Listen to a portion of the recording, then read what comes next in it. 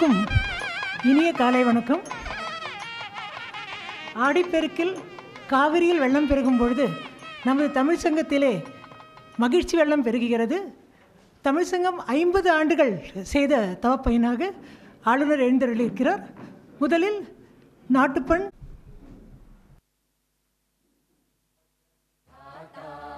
पंजाब सिंध गुजरात मराठा द्राविड उत्कल वंगा विंध्य हिमाचल यमुना गंगा उच्चल जलधि तरंगा तव शुभ नामे जागे तव शुभ आशीष मांगे गाहे तव जय गाथा जन गण मंगलदायक जय हे भारत भाग्य विधाता जय हे जय हे जय हे जय जय जय जय हे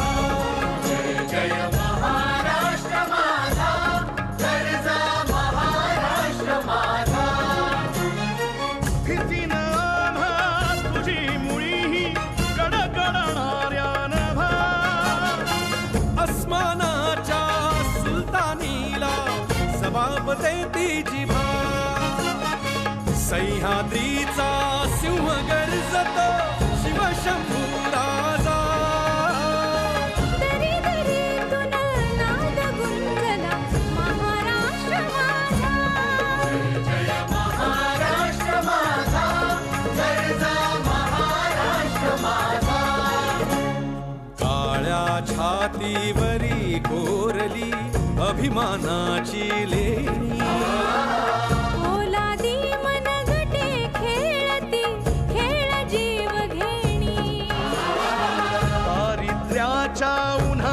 शिजला निधळाच्या घामाने भिजला देश गौरवासाठी झिजला दिल्लीचेही दत्तराणी महाराष्ट्र माझा जय महाराष्ट्र माझा गरजा महाराष्ट्र माझा जय जय महाराष्ट्र माझा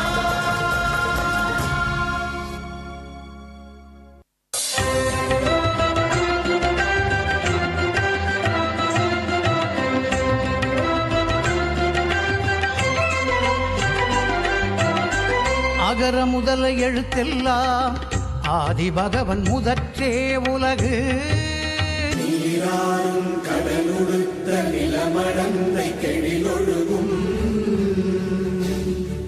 சீராறும் மதனமென நிகழ்வரத கண்டனில்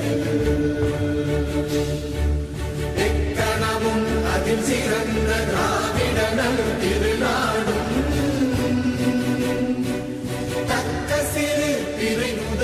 தரித்தனரும் திலகமுமே அத்திலக வாசனை போல் அனைத்துலகும் இன்பமுற எத்திசையும் புகழ் மணக்க இருந்த பெரும் தமிழனங்கே தமிழனங்கே உன் சீரிழமை திறம்பி என்று செயல் மறந்து வாழ்த்துதுமே வாழ்த்துதுமே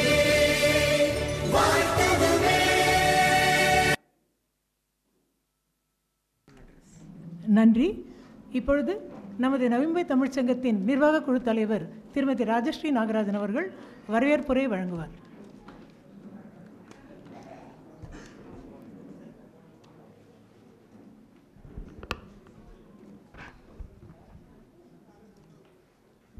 அனைவருக்கும் இனிய காலை வணக்கம்.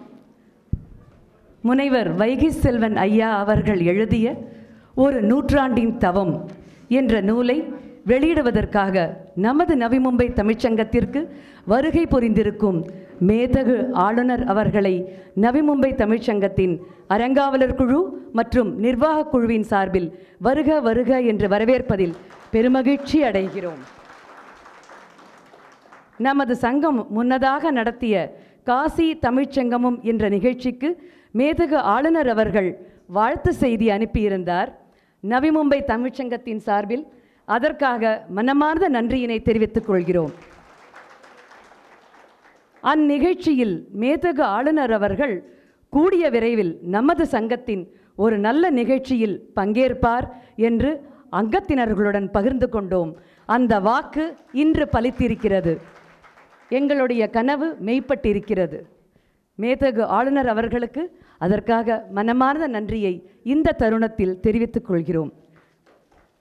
இந்த நிகழ்ச்சிக்கு பிள்ளையார் சுழி போட்டு சூத்திரதாரியாக இருக்கும் தினமணி ஆசிரியர் திரு வைத்தியநாதன் ஐயா அவர்களை நவி மும்பை தமிழ்ச்சங்கத்தின் சார்பில் வருக வருக என்று வரவேற்பதில் பெருமகிழ்ச்சி அடைகிறோம்.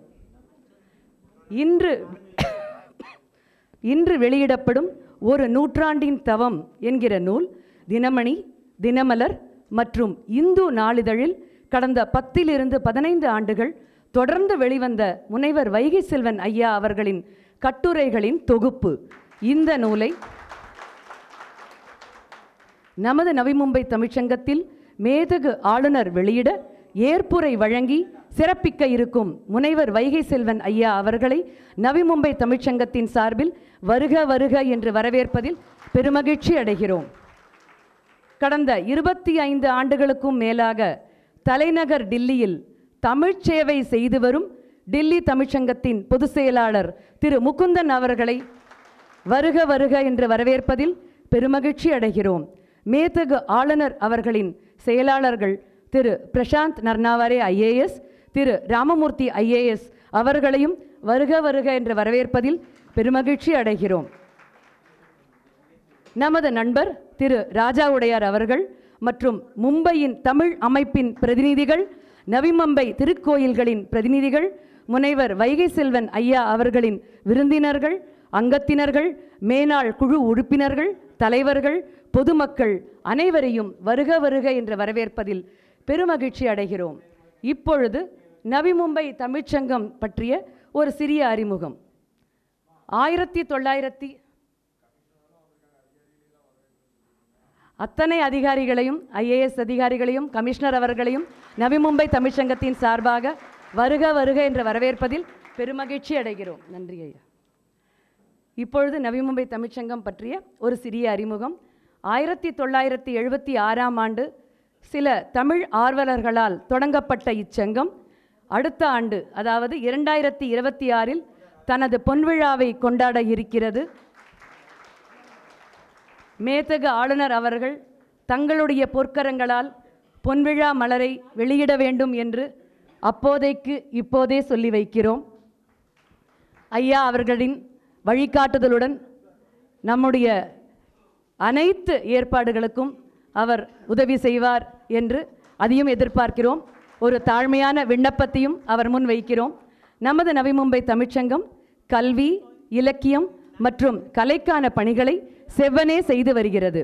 மராட்டிய மண்ணில் தமிழ் பயிலும் மாணவர்களுக்காக 1ஆம் வகுப்பு முதல் 12ஆம் வகுப்பு வரை தமிழ்நாடு அரசு பாடநூல் நிறுவனத்திடமிருந்து நன்கொடையாக பெற்று நமது சங்க செலவில் போக்குவரத்து செலவு செய்து இங்குள்ள பள்ளிகளுக்கு வழங்கி வருகிறது.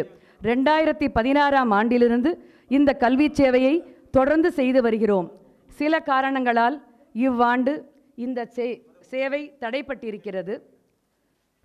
மேலும் இலக்கிய சேவை என்று பார்த்தால் பிரபல பட்டிமன்ற நடுவர்களை அழைத்து பட்டிமன்றங்கள், சொற்பொழிவுகள், கருத்தரங்கங்கள், புத்தக வெளியீட்டு விழாக்கள் என்று இலக்கிய சேவையும் செய்து வருகிறோம்.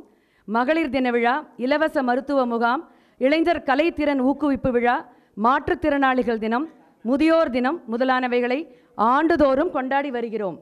மராட்டிய மாநிலத்திலேயே முதல் முறையாக தமிழ் மும்மூர்த்திகளின் படைப்புகளை போற்றும் வகையில் மும்பை நவி மும்பையை சேர்ந்த இசைப்பள்ளி மாணவ மாணவிகள் வழங்கும் தமிழ் இசை ஆராதனை என்ற தனித்துவமான இசை விழாவை ஆண்டுதோறும் கொண்டாடி வருகிறோம். இது தவிர கண்ணதாசன் பிறந்தநாள் விழா, டாக்டர் ஏபிஜே அப்துல் கலாம் பிறந்தநாள் விழா, பொங்கல் அறுசுவை விருந்து, தமிழ் புத்தாண்டு, சுதந்திர தின விழா, குடியரசு தின விழா, திருவள்ளுவர் தினம், திருக்குறள் ஒப்பித்தல் போட்டி, நாட்டுப்பற்று நடன திருவிழா, பாரதியார் பிறந்தநாள் விழா போட்டிகள் என்று ஆண்டுதோறும் நமது தமிழ்ச்சங்கத்தில் கொண்டாடி வருகிறோம். நமது சங்கத்தில் இலவச தமிழ் வகுப்புகள் கடந்த 15 ஆண்டுகளுக்கும் மேலாக நடந்து வருகிறது. தமிழக அரசின் தமிழ் இணைய கல்விக் கழகத்தின் தொடர்பு மையமாகவும் நமது நவி மும்பை தமிழ்ச்சங்கம் விளங்கி வருகிறது. இதன் மூலம் ஆண்டுதோறும் 40லிருந்து 45 மாணவர்கள் தேர்வு எழுதி தமிழக அரசின் சான்றிதழ் பெறுகின்றனர். குறிப்பாக தமிழை தாய்மொழியாக கொள்ளாதவர்களும் இந்த தேர்வில் சான்றிதழ் பெறுகின்றனர் என்பது சிறப்பம்சமாகும். இது தவிர பரதநாட்டியம் வகுப்பு, மிருதங்கம் வகுப்பு, யோகா வகுப்பு, கராத்தே வகுப்பு, கர்நாடக இசை வகுப்பு மற்றும் தற்காப்பு கலைகள் என்கிற மார்ஷியல் ஆர்ட்ஸ் வகுப்புகளும் நமது நவி மும்பை தமிழ்ச்சங்கத்தில் நடைபெற்று வருகிறது. நம் தமிழ்ச்சங்கத்திற்கு வருகை புரிந்திருக்கும் மேதகு ஆளுநர் அவர்களையும் மேடையில் அமர்ந்திருக்கும் அத்தனை பிரமுகர்களையும் இந்த நூல் வெளியீட்டு விழாவிற்கு வருகை புரிந்திருக்கும் உங்கள் அனைவரையும் நவி மும்பை தமிழ்ச்சங்கத்தின் அறங்காவலர் குழு மற்றும் நிர்வாக குழுவின் சார்பில் வருக வருக என்று வரவேற்று விடைபெறுகிறேன். நன்றி, வணக்கம். அடுத்ததாக நம்முடைய தலைமை விருந்தினர், சிறப்பு விருந்தினர்களுக்கு ஒரு சிறிய கௌரவிப்பு செய்ய இருக்கிறோம். முதலாவதாக நமது பெருமதிப்புக்கும் பேரன்புக்கும் உரிய மேதகு ஆளுநர் ஐயா அவர்கள், அவர் தமிழ்த்தாயின் தவப்புதல்வர், இன்று சிங்க மராத்தியன் மண்ணின் முதல் குடிமகனாக விளங்குகிறார். இது தமிழ் மக்கள் அனைவருக்கும் பெருமை தரக்கூடிய நிகழ்ச்சியாகும். அவர் இதற்கு முன்பு ஜார்க்கண்டில் ஆளுநராக இருந்தபோதே கூடுதல் பொறுப்பாக புதுச்சேரியின் லெப்டினன்ட் ஆளுநர், தெலுங்கானா ஆளுநர் என்ற 3 ஆளுநர் பதவிகளை ஒரு சேர நிர்வகித்து சரித்திரம் படைத்திருக்கிறார். நமது நாட்டின் பிரதிநிதியாக 25 நாடுகளுக்கும் மேலாக பயணம் செய்திருக்கிறார். அன்னார் இங்கு வருகை தந்து தலைமையேற்றிருப்பது நவி மும்பை தமிழ்ச்சங்கத்தின் 50 ஆண்டு கால தவத்தின் பயன் என்றே நாங்கள் நினைக்கிறோம். அன்னாருக்கு பூங்கொத்து அளித்து நினைவு பரிசும் சால்வையும் போடுவதற்கு நம்முடைய அறங்காவலர் குழு தலைவர் திரு ஏகாம்பரம் ஐயா அவர்களை வேண்டி கேட்டுக்கொள்கிறேன்.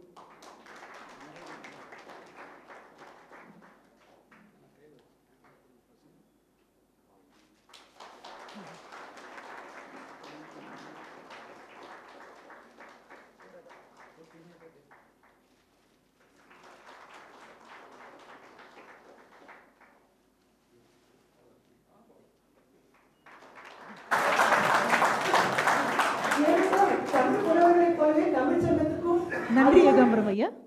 முனைவர் வைகை செல்வன் அவர்கள் தமிழ்நாட்டின் மேனாள் கல்வி அமைச்சர், தமிழ் கூறும் நல்லுலகம் போற்றும் எழுத்தாளர், பேச்சாளர் மற்றும் பல்லாயிரக்கணக்கான இளம் தொண்டர்களின் இதய துடிப்பாக இருப்பவர். அவர் தன்னுடைய தொகுப்பிலே அருட்பெரும் ஜோதி தனிப்பெரும் கருணை என்று போற்றிய வள்ளலாரை ஒரு நூற்றாண்டின் தவம் என்று மிக அற்புதமாக வர்ணித்திருக்கிறார்.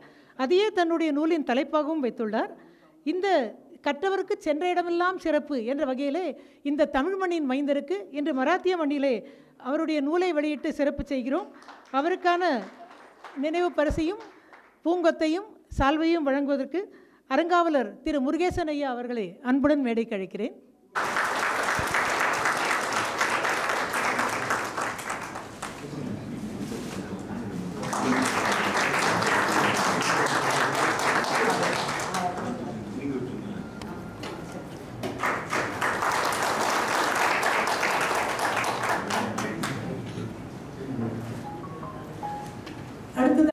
அடுத்ததாக இன்றைய விழாவின் மாஸ்டர் மைண்ட் என்று சொல்வார்களே, நம்முடைய நிர்வாக குழு தலைவர் கூறியது போல சூத்திரதாரி, அத்தகைய சூத்திரதாரியாக இங்கு வீட்டிற்கும் தினமணி ஆசிரியரின் தலைமை ஆசிரியரான திரு வைத்தியநாதன் ஐயா அவர்களுக்கு மாலை அணிவித்து பூங்கொத்து கொடுத்து மரியாதை செய்வதற்காக திரு பொன்முருகன் அவர்களை அழைக்கிறோம். ராஜஸ்ரீ நாகராஜன் அவர்களை அழைக்கிறோம். ராஜஸ்ரீ நாகராஜன் அவர்கள் அந்த நிகழ்ச்சியின் மாஸ்டர் மைண்ட் என்று சொன்னால் இந்த நிகழ்ச்சிக்கான அனைத்து முக்கிய அம்சங்களையும் மிக திறம்பட நிர்வகித்து மேற்பார்வை செய்து கடுமையாக ஒழித்திருப்பவர். அவர் வைத்தியநாதனுக்கு மாலை அணிவிப்பது மிகவும் பொருத்தமானது.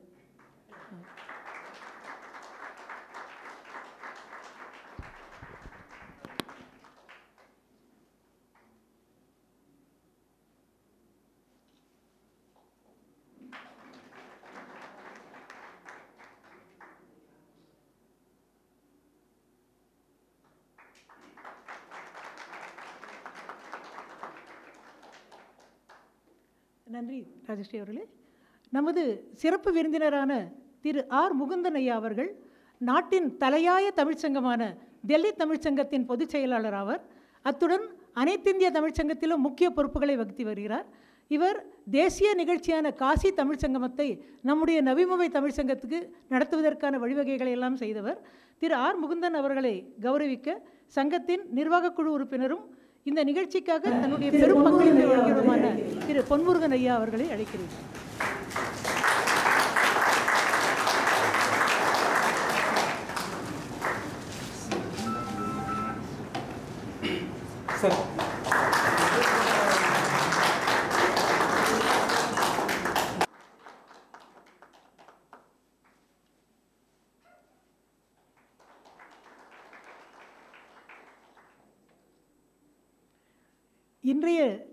நன்றி பொன்முருகன் ஐயா. இன்றைய நிகழ்ச்சியை நடத்த எங்களுக்கு தொடக்கத்திலிருந்தே பல அறிவுரைகளை வழங்கி வழிநடத்திய ஆளுநரின் ஏடிசிகளாக இயங்கும் இந்திய அரசு பணி அதிகாரிகளான திரு பிரசாந்த் நார்னவாரே அவர்களும் திரு ராமமூர்த்தி அவர்களும் நவி மும்பை முனிசிபல் கமிஷனர் அவர்களும் இங்கு வருகை தந்திருக்கிறார்கள். அவர்களையும் நாங்கள் சிறப்பித்து கௌரவிக்க விரும்புகின்றோம். முதலாவதாக திரு பிரசாந்த் நார்னவாரே அவர்களை கௌரவிக்க நம்முடைய அறங்காவலர் குழு நிர்வாகி திரு தானு அவர்களை அழைக்கிறேன். प्रशांत जी थोड़ा ऊपर आइए, थोड़ा ऊपर आइए प्लीज़.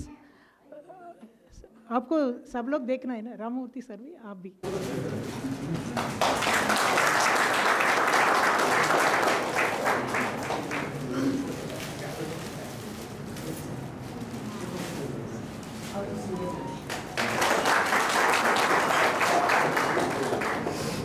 திரு ராமமூர்த்தி அவர்களை கௌரவிக்க நம்முடைய நிர்வாக உறுப்பினர் சுந்தர் பாண்டி அவர்களை கேட்டுக்கொள்கிறேன்.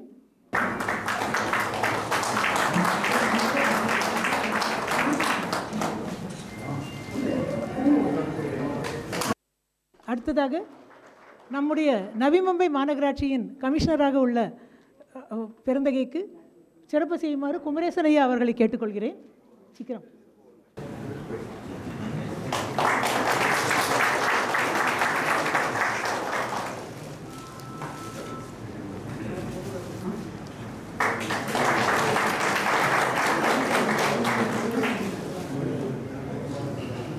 மிக்க நன்றி. முனிசிபல் கமிஷனர் அவர்களுக்கும் திரு ராமமூர்த்தி அவர்களுக்கும் திரு பிரசாந்த் அவர்களுக்கும் எங்களுடைய கௌரவிப்பை ஏற்றுறதுக்காக மனமார்ந்த நன்றியை தெரிவித்துக் கொள்கிறோம். அடுத்ததாக மேதகு ஆளுநர் அவர்கள் முனைவர் வைகை செல்வன் அவர்களை கௌரவிப்பார். இப்பொழுது மேதகு ஆளுநர் அவர்கள் எழுத்தாளர் வைகை செல்வன் அவர்களை கௌரவிப்பார்.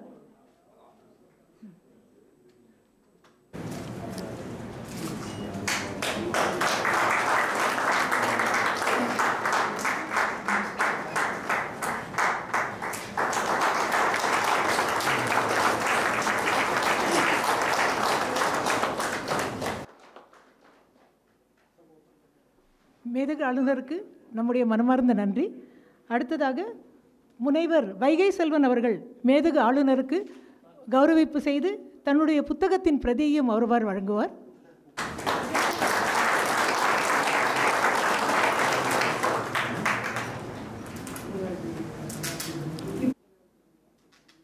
இப்பொழுது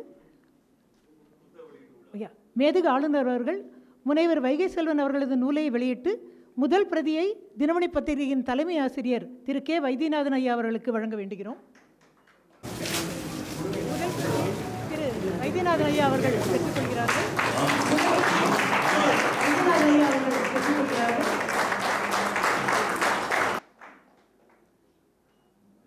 இரண்டாவது பிரதியை தில்லி தமிழ்ச்சங்கத்தின் பொதுச் செயலாளரான திரு முகுந்தன் ஐயா அவர்கள் பெற்றுக்கொள்கிறார்கள்.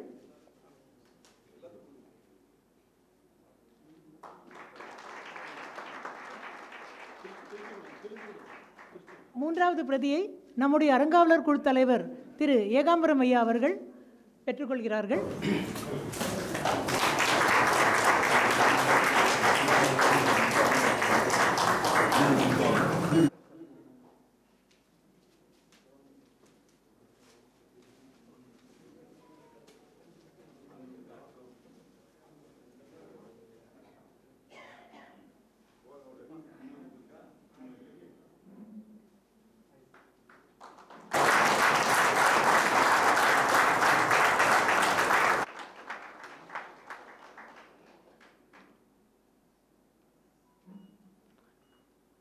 இதையடுத்து திரு முகுந்தன் ஐயா அவர்களை வாழ்த்துரை வழங்க அழைக்கிறோம். திரு முகுந்தன் ஐயா அவர்களை வாழ்த்துரை வழங்க அழைக்கிறோம்.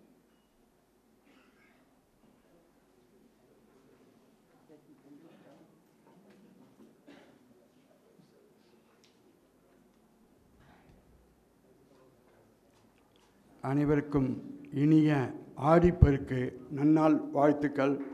உண்மையிலே இன்றைக்கி டெல்லி நவி மும்பை தமிழ்ச்சங்கம்க்கு ஒரு பொன்னான நாள். மேதகு ஆளுநர் அவர்கள் வருகை புரிந்து ஒரு நூலை வெளியிட்டிருப்பதற்காக நவி மும்பை தமிழ்ச்சங்கத்தின் வாழ்த்துக்களை தெரிவித்து கொண்டு 3 நிமிஷம் தான் பேச சொன்னாங்க. இதில் 4 பேருக்கு நான் நன்றி சொல்லணும். உண்மையிலேயே இந்த நவி மும்பை தமிழ்ச்சங்கம் தலைவர் திரு ஏகாம்பரம், ராஜஸ்ரீ நாகராஜன் மற்றும் மீனாட்சி வெங்கடேசன் அவர்களுக்கு முதலில் என்னை அழைத்து கௌரவப்படுத்தியமைக்கு எனது நன்றிகளை தெரிவித்துக் கொள்கிறேன். அதேபோல் மேதகு ஆளுநர் ராதாகிருஷ்ணன் ஐயா அவர்கள் எனக்கு 98லேருந்து தெரியும். டெல்லி தமிழ்ச்சங்கத்திற்கு எப்பொழுதும் ஆதரவும் அன்பும் எப்பொழுதும் வந்து எங்களுக்கு உதவி புரியும். அவரை பற்றி ஒரே ஒரு விஷயம் சொல்லணும். இப்போ டெல்லி தமிழ்ச்சங்கத்தில் கலையரங்கத்தில் அங்கே உள்ள நாற்காலிலாம் சரி பார்க்கறதுக்காக பம்பாயை சேர்ந்த பெண் ஒர்க்கர் என்ற கம்பெனிக்கு நாங்கள் அப்ளிகேஷன் கொடுத்துருந்தோம். அவர்களிடம் பேசி டெல்லி தமிழ்ச்சங்கத்திற்கு மிகப்பெரிய சலுகை வாங்கி கொடுத்திருக்கார். ஒரே இது அவருக்கும் எங்களுக்கும் உள்ள தொடர்பு தமிழர். இவர் தமிழர் என்பதால் தமிழ் சங்கத்திற்கு உடனே அந்த ஒரு பெரிய உதவியை செஞ்சார். அதுக்காக ராமமூர்த்தி ஐயா ஐஏஎஸ் அவர்களுக்கும் திரு பிரசாந்த் அவர்களுக்கும் மற்றும் கவர்னர் அவர்களுக்கும் எனது டெல்லி தமிழ்ச்சங்கத்தின் சார்பிலும் டெல்லி வாழ் தமிழர்களின் சார்பிலும் என்னுடைய அன்பான நன்றியை தெரிவித்துக் கொள்கிறேன். அதே மாதிரி வைகை செல்வன் சாரை பற்றி நிறையா சொல்லலாம். ஒரு சிறந்த இலக்கியவாதி, தமிழுக்கு அவர் ஒரு அத்தாரிட்டி. தினமணியில் எப்பொழுதும் நடுப்பக்க கட்டுரை எழுதுவார். உண்மையிலே அவர் அவரோட புத்தகத்தை வாங்கிறதுல நான் பெருமை கொள்வதற்கு காரணம், இந்தியாவிலேயே சிறந்த தமிழ்ச்சங்கமாக தமிழ்த்தாய் விருது அவர் கையால் மேடம் ஜெயலலிதா அம்மாட்ட வாங்கினோம். அதற்கு மூலதானம் நமது வைத்தியநாதன் சார் தான். அவருக்கும் எனது நன்றியை தெரிவிக்கிறேன். அது ஒரு பெரிய நிகழ்வு. அது டெல்லி தமிழ்ச்சங்கத்திற்கு உலகமெங்கும் பெருமை தேடி தந்தது. அதற்காக உங்களுக்கு நன்றி ஐயா சார். அதே மாதிரி வைத்தியநாதன் சார் அவரை பற்றி தமிழுக்காக வாரம் 2 பக்கம் ஃபுல் பக்கம் ஒதுக்கி டெல்லி தமிழகத்தில் எந்த நிகழ்ச்சி நடந்தாலும் 4 சவுத்திற்குள்ள நடக்கிற நிகழ்ச்சியை உலகமெங்கும் கொண்டு சென்று டெல்லி தமிழ்ச்சங்கத்திற்கு அங்கீகாரம் வாங்கி கொடுத்தவர் திரு வைத்தியநாதன் சார். ஏன்னா எந்த தமிழ் நிகழ்ச்சி இருந்தாலும் தினமணியில் நீங்கள் பார்க்கலாம். இந்தியா பூரா சின்ன தமிழ்ச்சங்கமோ பெரிய தமிழ்ச்சங்கமோ பெரிய தமிழ் அமைப்போ யார் நிகழ்ச்சி நடத்தினாலும் தினமணியில் கண்டிப்பாக தமிழுக்கு ஒரு இடம் உண்டு. ஸோ அதற்காக அவருக்கு என் மனமார்ந்த நன்றியை தெரிவித்துக் கொள்கிறேன். மீண்டும் ஒருமுறை இந்த பம்பாய் நவி மும்பை தமிழ்ச்சங்கத்தின் நிர்வாக குழுவிற்கும் தலைவருக்கும் செயலாளருக்கும் மற்றும் எல்லோருக்கும் நன்றி தெரிவித்து நவி மும்பை தமிழ்ச்சங்கத்திற்கு எப்பொழுது வேண்டுமானாலும் எந்த உதவி வேணாலும் டெல்லி தமிழ்ச்சங்கத்தின் சார்பில் செய்ய காத்திருக்கிறேன் என்று சொல்லி வாய்ப்புக்கு நன்றி கூடி விடைபெறுகிறேன். நன்றி, வணக்கம். மிகுந்த நன்றி முகுந்தன் ஐயா. இப்போது அவர் கூறியது போல டெல்லி தமிழ்ச்சங்கத்துக்கு பல சலுகைகளை ஆளுநர் வாங்கி கொடுத்தார் என்று சொன்னார். நெல்லுக்கிரைத்த நீர் அங்கே புல்லுக்கும் புசியுமாம் என்று கூறுவார்கள். அதுபோல் டெல்லிக்கு செய்தது போல நம்முடைய நவி மும்பை தமிழ்ச்சங்கத்துக்கும் சற்று உதவிகள் செய்ய வேண்டும் என்று இந்த தருணத்திலே ஆளுநர் அவர்களை கேட்டுக்கொள்கிறேன். அடுத்ததாக வாழ்த்துரை வழங்க திரு வைத்தியநாதன் ஐயா அவர்களை கேட்டுக்கொள்கிறேன்.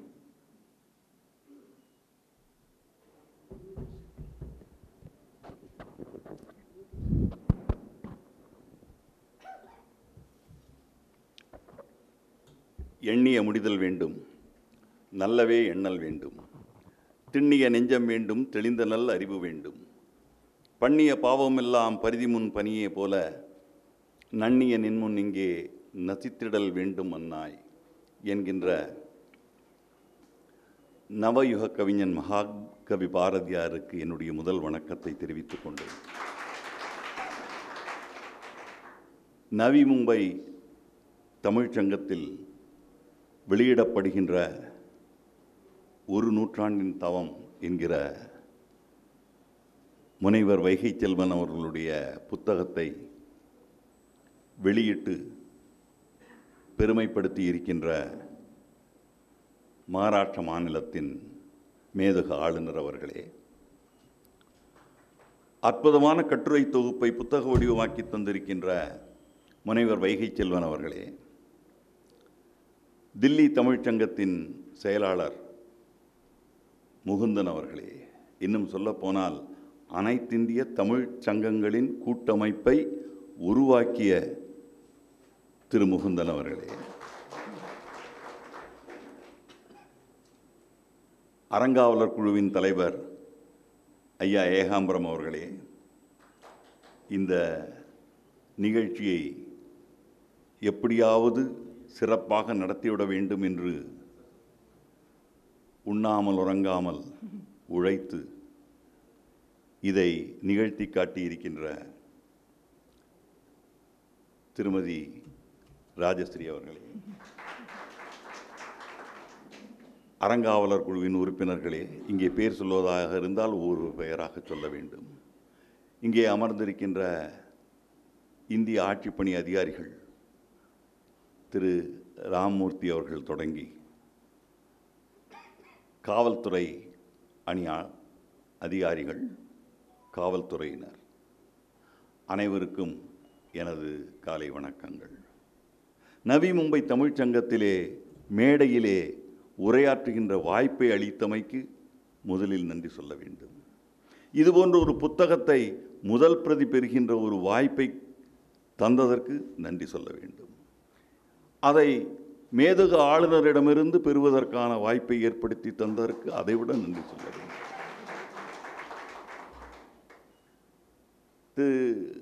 முகுந்தன் பேசும்போது சொன்னார், தினமணியில் எல்லா இலக்கிய அமைப்புகள் குறித்த செய்திகள் எல்லாம் தொடர்ந்து வெளியிடப்படுகின்றன, தமிழ் அமைப்புகள் எங்கே இருந்தாலும் தேடி பிடித்து அதை வெளியிடுகிறோம் என்று.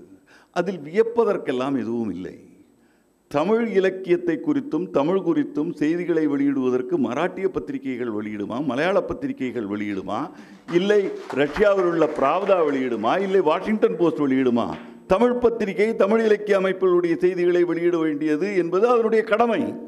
தமிழை வைத்து பத்திரிகையை நடத்திவிட்டு தமிழ் இலக்கிய அமைப்புகள் குறித்த செய்திகளை அந்த பத்திரிகை வெளியிடவில்லை என்று சொன்னால் அந்த பத்திரிகை தமிழுக்கு செய்கின்ற அநீதி என்றுதான் நான் கருதுகிறேன்.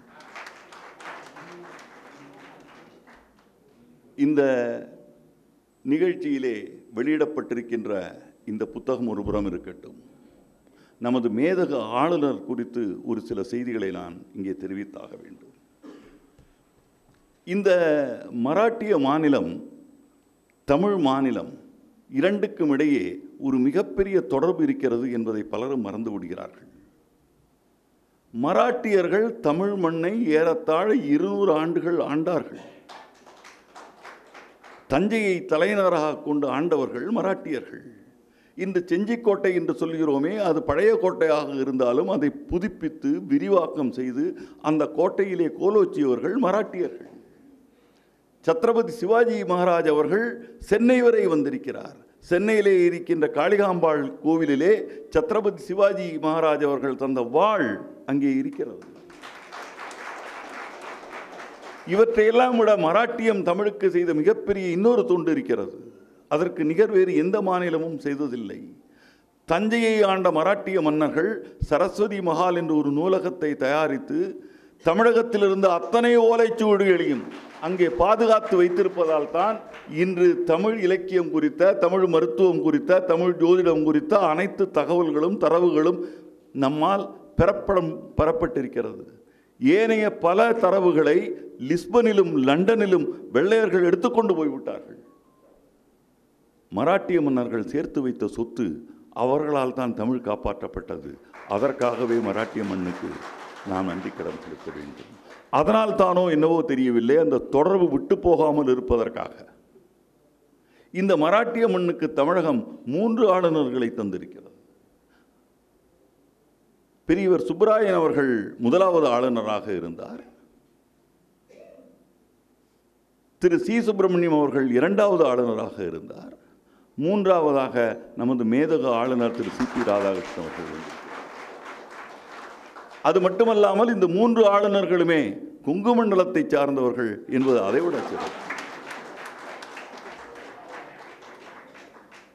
ஆகவே நவி மும்பை தமிழ்ச்சங்கத்தில் கொங்கு தமிழன் ஒருவரால் இந்த புத்தகம் வெளியிடப்படுகிறது என்பதுதான் இன்றைய திரு முனைவர் வைகை செல்வன் அவர்களை பற்றி சொல்லிவிட்டு அவருடைய புத்தகத்திற்கு வருகிறேன். அவர் திருச்சுழி தொகுதியைச் சேர்ந்தவர். திருச்சுழி என்று சொன்னால் பகவான் ரமண மகரிஷி பிறந்த இடம், அது பிறந்த ஊர். அது திருச்சுழி சாதாரணமான ஊர் அல்ல. பகவான் ரமண மகரிஷியுடைய ஊர். வெங்கட்ரமணனாக அங்கிருந்து ரயில் ஏறியவர் தான் திருவண்ணாமலையில் போய் பகவான் ரமணராக மாறினார். அப்படி ஆன்மீகத்திற்கும் வரலாற்றிற்கும் சிறப்புமிக்க திருச்சுழியிலிருந்து வந்தவர் அவர். அந்த திருச்சுழியின் சட்டப்பேரவை உறுப்பினராக இருந்திருக்கிறார். அந்த சட்டப்பேரவைக்கு இன்னொரு மிகப்பெரிய பெருமை உண்டு. இப்போது திருச்சுழியாக இருக்கின்ற சட்டப்பேரவை அன்று அந்த தொகுதி அருப்புக்கோட்டையாக இருந்தபோது அதன் சட்டப்பேரவை உறுப்பினராக இருந்தவர் முன்னாள் முதல்வராக இருந்த எம்ஜி ராமச்சந்திரன் அவர்கள். அந்த இடத்தில் அந்த தொகுதியிலிருந்து தேர்ந்தெடுக்கப்பட்டவர் என்கிற சிறப்பும் முனைவர் வைகை செல்வன் அவர்களுக்கு உண்டு.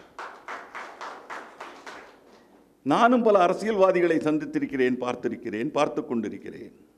ஆனால் எதிரெதிர் அணியில் இருப்பவர்கள், எதிர்த்து போட்டியிடுபவர்கள், ஒருவர் மீது இன்னொருவர் மரியாதை வைத்து பார்த்தது நான் திருச்சுழியில்தான். இன்றைய திருச்சுழி சட்டப்பேரவை உறுப்பினராகவும் தமிழகத்தின் நிதியமைச்சராகவும் இருக்கின்ற தங்கம் தென்னரசு அவர்களும் முனைவர் வைகை செல்வன் அவர்களும் திருச்சுழியிலிருந்து எதிரெதிராக நின்று போட்டியிட்டவர்கள். ஆனால் என்னை பார்க்கும் போதெல்லாம் நிதியமைச்சர் தங்கம் தென்னரசு அவர்கள் வைகை செல்வனுடைய கட்டுரையை பார்த்தேன், ரொம்ப நன்றாக இருக்கிறது என்று சொல்ல தவற மாட்டார். அவர்களுக்குள் அப்படி ஒரு நட்பு எதிரெதிர் அணியில் இருந்தாலும் கூட தமிழ் என்பதும் இலக்கியம் என்பதும் அறிவு என்பதும் அவர்களை அறியாத ஒரு பிணைப்பை ஏற்படுத்தி இருக்கிறது. எதிரணியில் இருப்பவரே மதிக்கத்தகுந்த விதத்தில், மரியாதை கொடுக்கின்ற விதத்தில் நடந்து கொள்கிறார் என்று சொன்னால் முனைவர் வைகை செல்வனை குறித்து அதற்கு மேல் சொல்வதற்கு வேறு என்ன இருக்கிறது? அவருடைய ஒரு நூற்றாண்டின் தவம் என்கின்ற இந்த கட்டுரை தொகுப்பு, நான் இங்கே வரும்போது எந்த தயாரெடுப்பும் எடுத்து வரவில்லை. எனக்கு இந்த புத்தகம் வேண்டும் என்று கேட்டேன், புத்தகம் எனக்கு கிடைக்கவில்லை. எனக்கு வந்த புத்தகம் சென்னையிலேயே இருந்து விட்டது, என் கைக்கு வரவில்லை. அப்போது நேற்று ஆளுநர் மாளிகையில் பேசிக்கொண்டிருந்து விட்டு வந்தபோது புத்தகம் இல்லையே என்றபோது நான் சொன்னேன், அதற்காக கவலைப்பட வேண்டியதில்லை. இதில் வந்திருக்கின்ற அத்தனை தினமணி கட்டுரைகளும் அச்சாவதற்கு முன்னால் என்னால் படிக்கப்பட்டவை, திருத்தப்பட்டவை. ஆகவே எழுதியதற்கு பிறகு, வைகை செல்வன் அவர்களுக்கு பிறகு இந்த கட்டுரைகளை படித்தவன் நான். நான் பெரும்பாலானவை என்று சொல்வதற்கு காரணம் இருக்கிறது.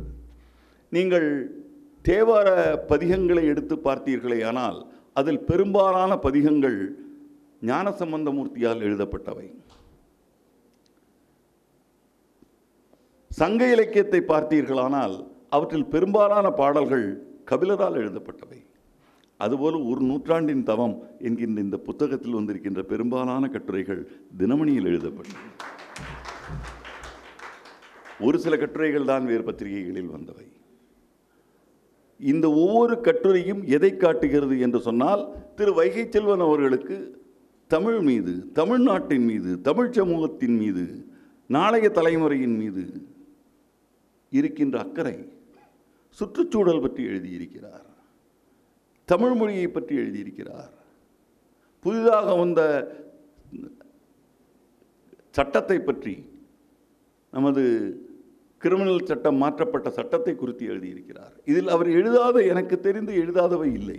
அரசியலை ஒதுக்கி வைத்து விட்டு சமுதாய பார்வையோடு அந்த அரசியல் கண்ணாடியை தூக்கி கழற்றி எறிந்து விட்டு ஒரு சமுதாய பார்வை என்கின்ற கண்ணாடியை போட்டுக்கொண்டு எழுதப்பட்ட கட்டுரைகள் இவை.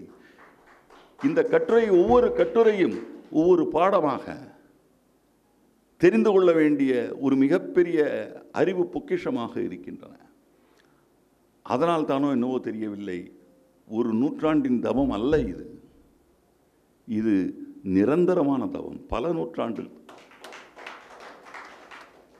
இந்த கட்டுரை தொகுப்பை வெளியிடுவதற்கு நவீன மும்பை தமிழ்ச்சங்கத்தை தேர்ந்தெடுத்ததற்கு காரணம் என்னவென்றால், இங்கே இலக்கிய கூட்டங்கள் டெல்லியிலே முகுந்தன் அவர்களுடைய தலைமையிலே நடப்பது போல மும்பையிலே அதிகம் நடக்கவில்லையே என்கின்ற குறை இனிமேல் இந்த வசை மும்பைக்கு வந்திடல் ஆகாது.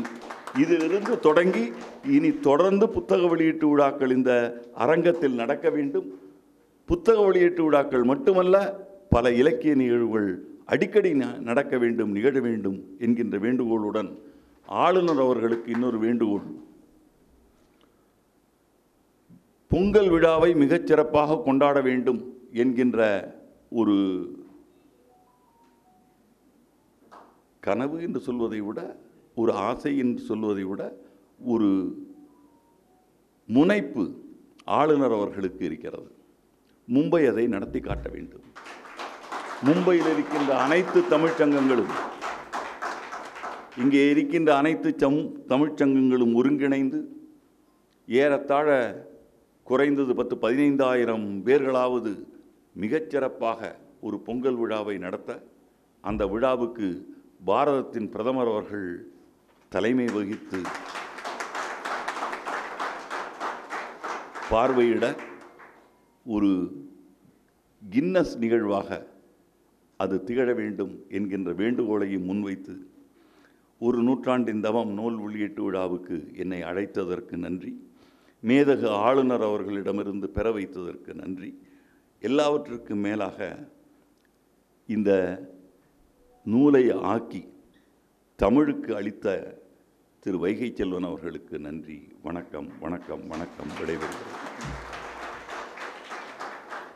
வாழ்த்துரை வழங்கிய திரு வைத்தியநாதன் ஐயா அவர்களுக்கு நம்முடைய மனமார்ந்த நன்றி. திரு வைத்தியநாதன் ஐயா அவர்கள் தமிழ் பத்திரிகைகள் தமிழ் செய்திகளை வெளியிட வேண்டும் என்ற முக்கியமான கருத்தை வலியுறுத்தி கூறியுள்ளார். அது இங்கு வந்திருக்கும் பத்திரிகையாளர்களுக்கான செய்தி. அவர் கூறிய இன்னொரு செய்தியை நான் ஆங்கிலத்தில் கூற விரும்புகின்றேன். Mister Vaidyanathan sir mentioned the connection between Maharashtra and Tamil Nadu. He outlined how different kings, even up to Chhatrapati Shivaji, have had links with Tamil Nadu. He also mentioned we have a very famous library called Saraswati Mahal, where ancient Tamil scriptures have been preserved, and because of which Tamil literature and the Tamil community is benefiting now. So Tamil Nadu is indebted to Maharashtra, and the connection between Maharashtra and Tamil Nadu is going to be a lasting one. இது தவிர திரு வைத்தியநாதன் ஐயா அவர்கள் தெரிவித்த பொங்கல் விழாவை பற்றி நாங்கள் ஆளுநரிடம் அழைப்பு கொடுக்க சென்றிருந்த போது அவரும் தன்னுடைய விஷன் தொலைநோக்கு பார்வையாக எங்களிடம் இதை கூறியிருந்தார். அந்த பொங்கல் விழாவை ஒருங்கிணைத்து அனைத்து தமிழ்ச்சங்களுடன் இணைத்து அந்த விழாவை நடத்துவதற்கு நவி மும்பை தமிழ்ச்சங்கம் தயாராக இருக்கிறது என்ற கடிதத்தை நாங்கள் அவரை சந்தித்த அன்றே அவருக்கு மின்னஞ்சல் மூலம் அனுப்பிவிட்டோம். எங்களுடைய கோரிக்கை ஏற்கப்பட்டால் மிகவும் மகிழ்வோம். எங்களாலான உழைப்பை நாங்கள் தர உள்ளோம். மற்ற வசதிகளை எல்லாம் ஆளுநர் ஐயா அவர்களும் வைத்தியநாதன் ஐயா அவர்களும் எங்களுக்கு பெற்றுத்தர வேண்டும். ஏனென்றால் தமிழ் புலவர்களைப் போலவே தமிழ் சங்கத்துக்கும் அறிவும் மற்ற வளங்களும் உண்டு. ஆனால் நிதி வளம் மிகவும் குறைவானது. அதை நான் வெளிப்படையாக கூற வேண்டும். இங்கு வந்திருக்கும் we request all the commissioners and the other authorities to support us to conduct a massive Pongal feast, which our governor has visualized, and he wants Prime Minister Modi to attend it, and he wants to have at least 1,008 pots on Makara Sankranti day, and all the arrangements will have to be made only with the help of Navi Mumbai Municipal Commissioner sir and the other ADCs. All the departments, police department, MSEB, whatever is there in Navi Mumbai, all of them will have to cooperate with us. Of course, the police department support is massive to us. We'll convey it in the vote of thanks also. Now I request முனைவர் வைகை செல்வன் ஐயா அவர்களை ஏற்புரை வழங்குமாறு கேட்டுக்கொள்கிறேன். செந்தவிடே நருந்தேனே, செயலினை மூச்சினை உனக்களித்தேனே, நைந்தாகெனிலே என் வாழ்வு நைந்து போகும், நன்னிலை உனக்கெனில் அது எனக்கும் தானே. போற்றுதலுக்கும் பாராட்டுதலுக்கும் உரிய, வாழ்த்துதலுக்கும் வணக்கத்துக்கும் உரிய பெருமதிப்புக்குரிய நவி மும்பை தமிழ்ச்சங்கம் எளியவன் சிறியவன் என்பொருட்டும் உயர்ந்ததொரு வாய்ப்பை வழங்கி இந்த நிகழ்ச்சியை நடாத்தி கொண்டிருக்கிறது. இந்த சிறப்புக்குரிய இந்த தருணத்தில் தலைமை விருந்தினராக திகழ்ந்து மராட்டிய மண்ணினுடைய முதல் குடிமகனாக விளங்கி ஒவ்வொரு தமிழனும் பெருமைப்படத்தக்க ஒரு மாமனிதராக திகழ்ந்து கொண்டிருக்கிறவர் தான் நம்முடைய மகாராஷ்டிரா மாநிலத்தினுடைய மேதகு ஆளுநர் அவர்கள். அவர் மனிதநேய பண்பாளர், ஒரு மானுட பற்றாளர், கருணை மிக்கவர், காருண்யமிக்கவர், நயத்தகு நாகரிகமிக்கவர். அப்படி சிறப்புக்கும் பெருமைக்கும் செம்மைக்கும் செழுமைக்கும் உரிய மேதகு ஆளுநர் எங்கள் நெஞ்சமெல்லாம் நிறைந்திருக்கிற சிபிஆர் அவர்கள் இந்த நிகழ்விலே கடந்து கொண்டு பெருமையை தேடித் தந்திருக்கிறார். இந்த நிகழ்வுக்கு முழுமுதல் காரணம் எழுதுவதற்கும் எழுத்தின் மூலமாக இயங்குவதற்கும் எழுத்தை தொடர்ந்து வாசித்து கொண்டிருப்பவருக்கும் என்கிற பல்வேறு ஆதரவு நல்கி தமிழுக்கு தூணாக துணையாக வித்தாக விதையாக உரமாக இருக்கிற பெருமதிப்புக்குரிய நம்முடைய தினமணியினுடைய தலைமை ஆசிரியர் ஐயா வைத்தியநாதன் அவர்களே, இந்த நூலை 2வது பிரதியாக பெற்று தலைநகர் தில்லி தமிழ்ச்சங்கத்தினுடைய பொதுச் செயலாளராக விளங்கி எளியவன் நான் தமிழ் வளர்ச்சித்துறை அமைச்சராக இருந்தபோது தமிழ்த்தாய் விருதினை டெல்லி தமிழ்ச்சங்கத்திற்கு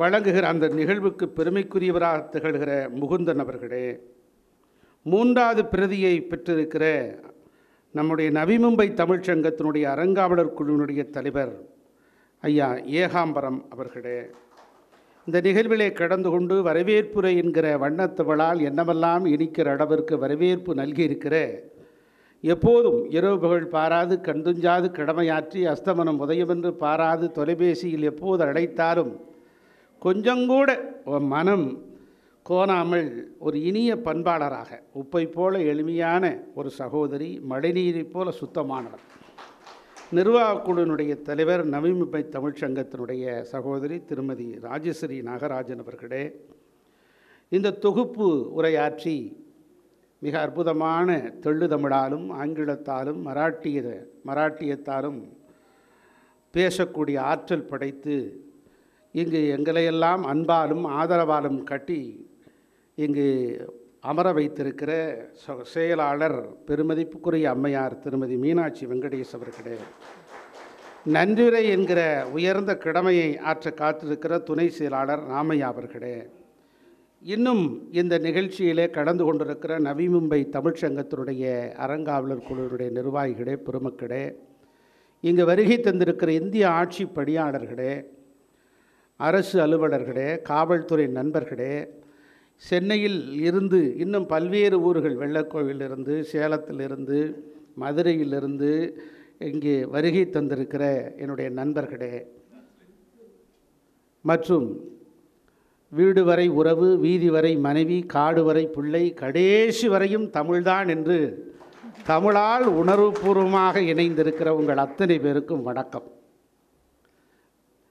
இந்த நூலை எங்களுடைய பதிப்பகம் கிளாசிக் பப்ளிகேஷன் தயார் செய்து வழங்கிய போது என்னிடத்திலே கேட்டார், இங்கு வெளியீட்டு விழா எப்போது வைக்க இருக்கிறீர்கள் என்று கேட்டார்.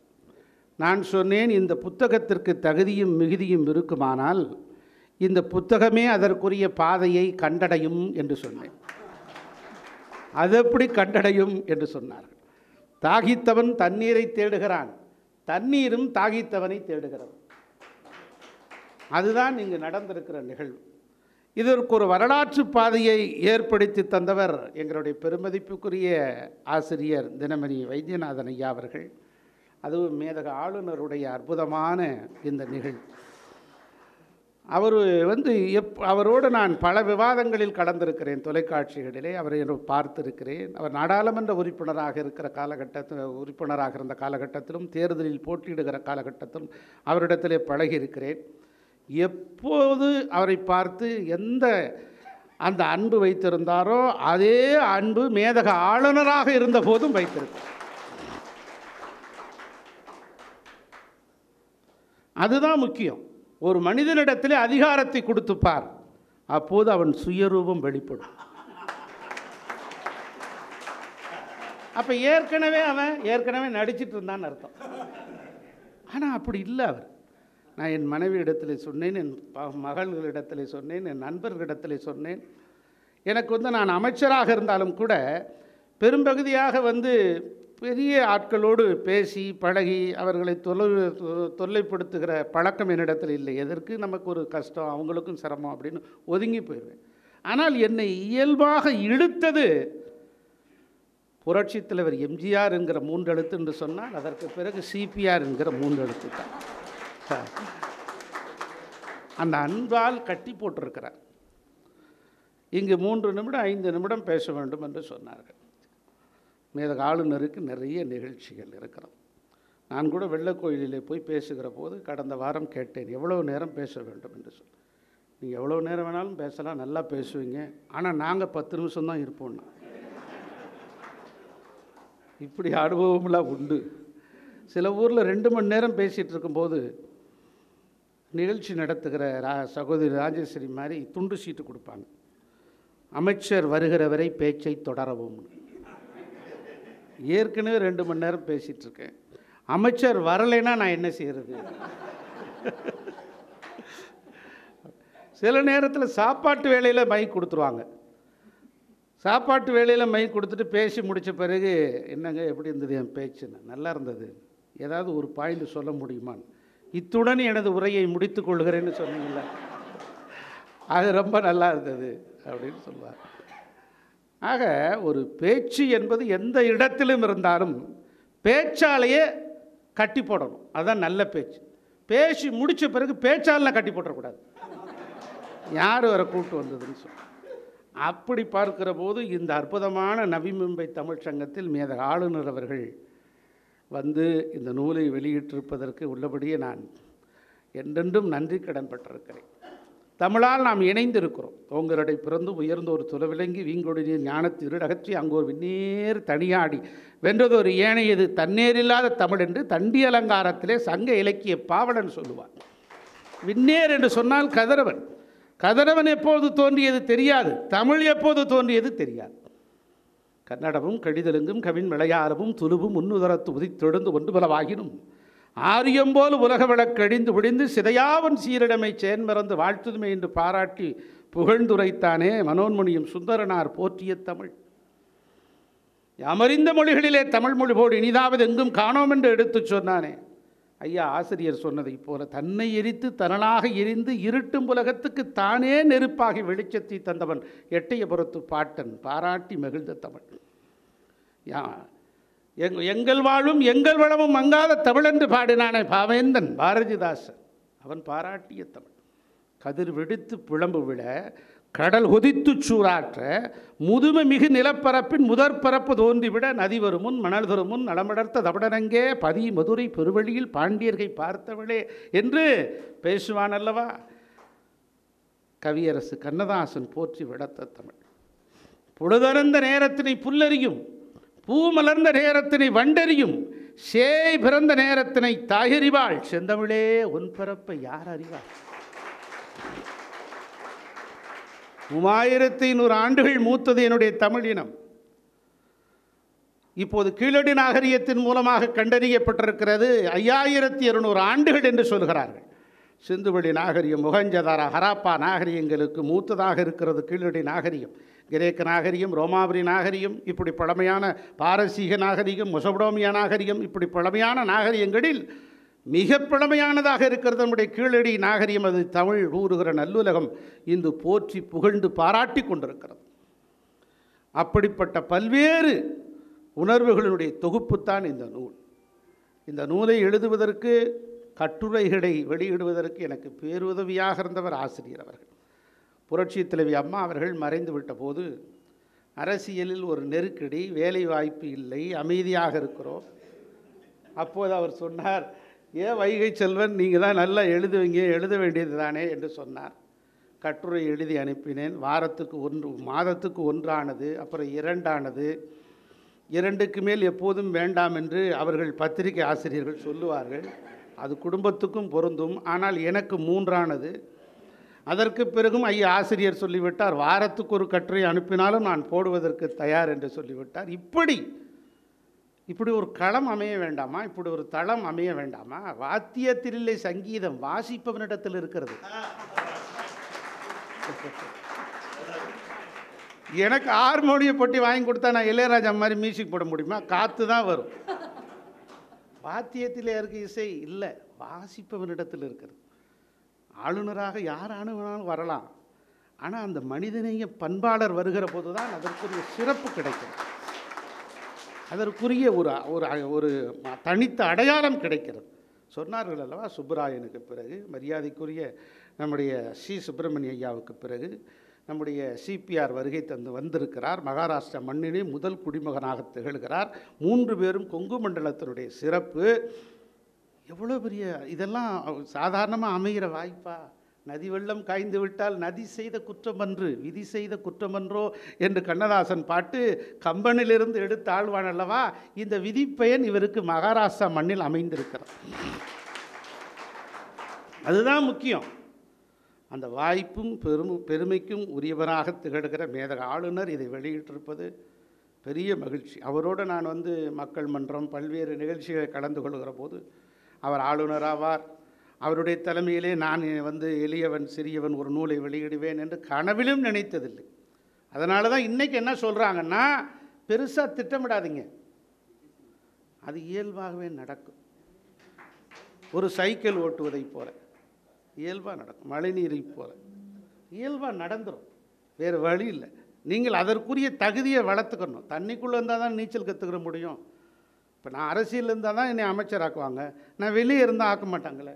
ஆக அந்த இடத்துல இருந்தார், அந்த ஆற்றலை பெற்றார். அவர் பாருங்க, நாங்கள் வெட்கப்படுகிற அளவுக்கு எங்களை விழுந்து விழுந்து உபசரித்த பண்பாள். என்ன சாப்பிட்டீங்களாம்மா என் மனைவி இடத்துல கேட்டார், ஏதாவது குறை இருக்காமா, ரூமெல்லாம் வசதியாக இருக்காமா. அதை விட அவங்க ஐஏஎஸ் அதிகாரி. அது ஒரு விஷயந்தான் நீங்கள் புரிஞ்சுக்கணும். நான் எப்படி இருக்கணும் அப்படி தான் என் பிஏ இருப்பான், எரிஞ்சு விழுவான். எப்படி ஐஏஎஸ் அதிகாரி அவரிடத்துல அவ்வளோ இன்முகத்தோடு ஒரு 4-5 டீ அதுக்குள்ளே வந்துருச்சு. உள்ளே போனால் அதுக்கு பிறகு டீயும் பிஸ்கட்டும் வருது. ஒரு தட்டில் கொண்டு வர்றாங்க. அப்போ அவர் சொன்னார், ஒரே தட்டில் கொடுக்கக்கூடாது, அப்போ ஒவ்வொருத்தருக்கும் செப்பரேட்டாக தனித்தனி தட்டில் கொடுக்கணும் அப்படின்னு சொன்னார். இப்படி ஒவ்வொரு விஷயத்தையும் ஒரு தனித்த பண்பாளராக, ஒரு அற்புதமான மனிதராக திகழ்கிற அவர்கள் 100 ஆண்டு காலம் வாழ வேண்டும். இந்த தமிழ் சமுதாயத்திற்கும் மராட்டிய மண்ணுக்கும், ஏன் இந்திய தேசத்துக்கே அவர் மிகப்பெரிய ஒரு ஆளுமை மிக்கவராக அவர் வர வேண்டும்.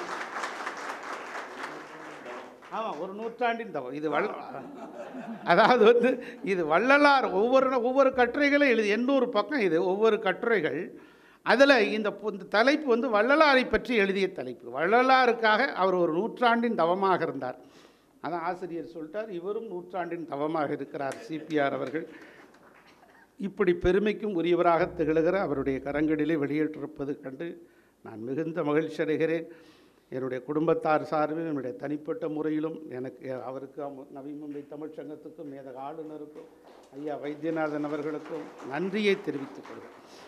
ஒரு எலக்ட்ரானின் ஓட்டத்தைப் போல, எக்ஸிரிவின் தனி பார்வையைப் போல, பால் முறுவலின் புன்முறுவலைப் போல, பாதரசத்தின் படபரப்பைப் போல, சீனத்தின் படம் ஞானத்தைப் போல, செந்தமிழின் மந்திரச் சொல்லைப் போல, ஜெயங்கொண்டானின் போர் பரணியைப் போல, சிலம்புடையாளலின் காணல் வரியைப் போல, அருணகிரிநாதரின் தமிழ் சந்தத்தைப் போல, நான் என்றும் தேரளந்தூர் கம்பனின் கற்பனை வடத்தைப் போல அவரை போற்றி நவி மும்பை தமிழ் சங்கத்தை வாழ்த்தி, நவி மும்பை தமிழ் சங்கத்திற்கு என்ன உதவிகளோ நான் செய்வதற்கு தயாராக இருக்கிறேன். வாய்ப்பும் சூழலும் ஆதியும் அந்தமும் அருட்பெரும் ஜோதியை யான் பாட என்று பேசுவார் அல்லவா சைவத்தில். அதை போல் எங்கள் ஊரில் இருக்க ஆண்டாள் பேசுவார், சிற்றம் சிறுகாலை வந்துன்னை சேமித்து புற்றாமரடியே பொருள்களா இற்றைக்கும் 7 பிறவிக்கும் என்னை குற்றுவேல் என்னை கொல்லாமல் போகாது. என் குலத்தில் பிறந்த என்னுடைய அந்த குற்றம் போகுமான்னு கேட்டார். அப்படிப்பட்ட மிகச்சிறந்த அந்த மண்ணிலிருந்து நாங்கள் சொல்லுகிறோம், உங்களுக்கு துணையாக இருப்போம். நவி மும்பை தமிழ் சங்கத்துக்கு தேவையான உதவிகளையும் எங்கள் அறக்கட்டளையின் சார்பில் நிச்சயமாக செய்வோம். எப்படி நம்முடைய தில்லி தமிழ் சங்கத்திற்கு தமிழ்தாய் விருதை அண்ணா திராவிட முன்னேற்றக் கழகத்தின் அரசு தந்ததோ, அதை போல மீண்டும் அதிமுக அரசு வருகிற போது நவி மும்பை தமிழ் சங்கத்திற்கும் அந்த வாய்ப்பை உருவாக்குவோம் என்று மேதக ஆளுநர் முன்னால் அடக்கத்துடன் தெரியப்படுத்திக் கொள்கிறேன். அதை போல் மேதக ஆளுநர் அவர்கள் ராஜ்பவனிலிருந்து நேற்று இரவு டிரான்ஸ்ஃபர் ஆகி ராஜஸ்தான் பவனுக்கு வந்தேன். அப்போ தான் எனக்கு இரவு யோசனை பண்ணுது, இதுபோல் தமிழ்நாடு பவனையும் அவர் அமைத்து தர வேண்டும். இது நிறைய இடம் இருக்குது, அந்த வரலாற்றை உருவாக்க வேண்டும் என்று சொல்லி நன்றி கூறி விடைபெறுகிறேன். நன்றி, வணக்கம். முனைவர் வைகை செல்வன் அவர்களின் அற்புதமான உரைக்கு எங்களுடைய மனமார்ந்த நன்றி. அவர் நம்முடைய நவி மும்பை தமிழ் சங்கத்துக்கு ஆதரவாக இருப்பேன் என்று கூறியதற்காகவும் மற்றொரு முறை நன்றி கூறுகிறோம். இப்பொழுது நாம் அனைவரும் ஆவலோடு காத்திருக்கும் மேதகு ஆளுநர் அவர்களின் தலைமை உரைக்கு ஆற்றுமாறு மேதகு ஆளுநர் அவர்களை தாழ்மையுடன் கேட்டுக்கொள்கிறோம்.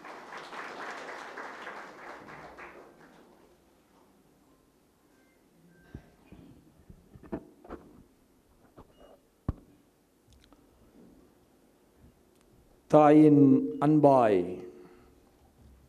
தந்தையின் அறிவாய், குருவின் ஒளியாய், தாயாய், தந்தையாய், குருவாய், தெய்வமாய் நாம் அனுதினமும் வழிபடுகின்ற சர்வ சக்தியையும் தன்னகத்தை கொண்டிருக்கின்ற புனித பாரத அன்னையின் பொற்பாதங்களை முதற்கண் பணிந்து வணங்கி,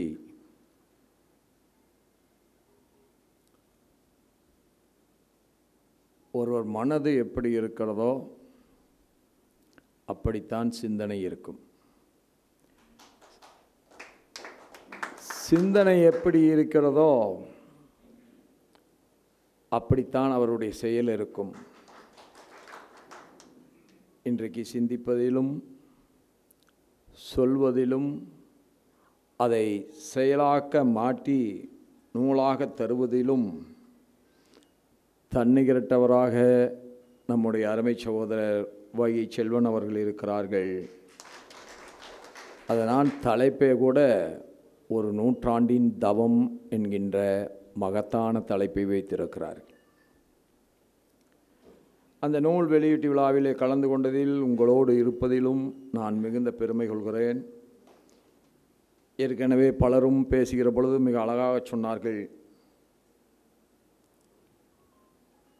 செய்வது ஒருவராக இருந்தாலும் அந்த செயல்திறனை உலகறிய செய்ய வேண்டுவதற்கு கூட ஒளி வேண்டும். அப்படி வைகை செல்வனுடைய அற்புதங்களை எல்லாம் இந்த உலகத்திற்கு வெளிச்சம் போட்டு காட்டுகிறவராக நம்முடைய ஆசிரியர் வைத்தியநாதன் அவர்கள் இருக்கிறார்கள்.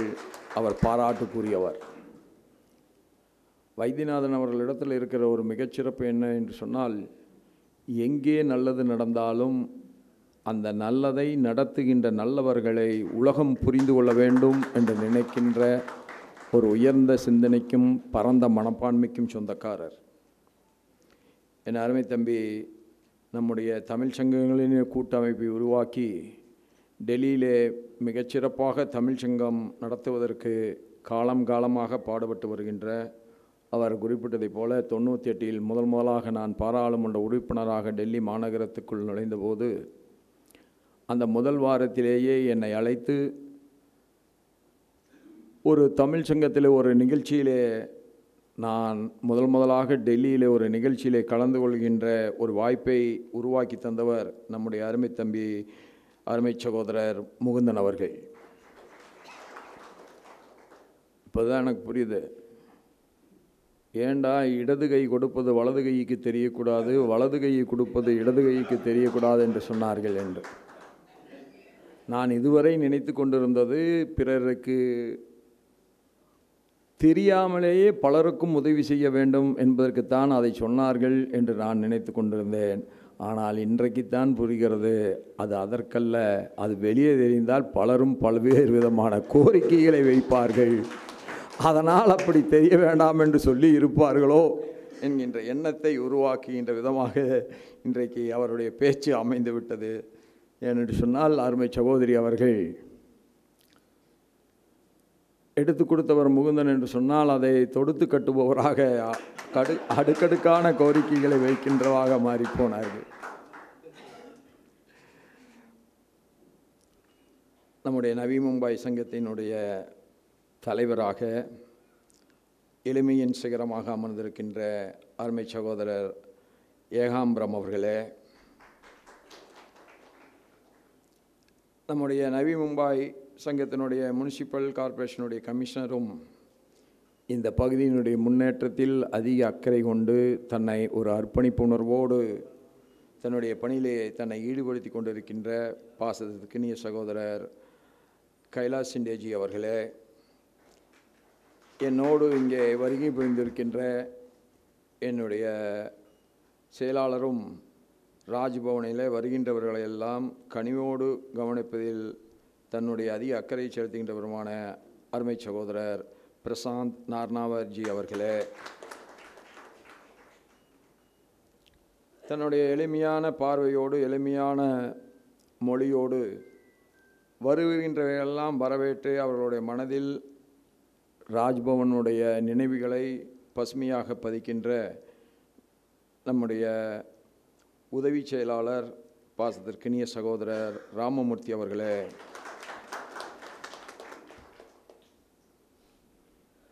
இங்கே இருக்கின்ற அருமை சகோதரிகள்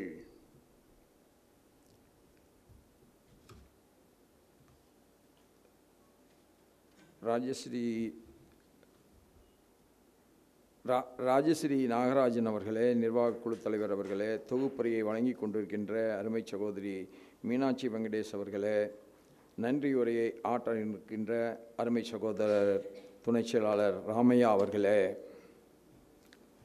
எல்லாவற்றிற்கும் மேலான என்னுடைய இனிய தமிழ் உறவுகளே, உங்கள் அத்தனை பேருக்கும் என் நெஞ்சத்தின் ஆழத்திலிருந்து எழுகின்ற வணக்கத்தை உரித்தாக்கி,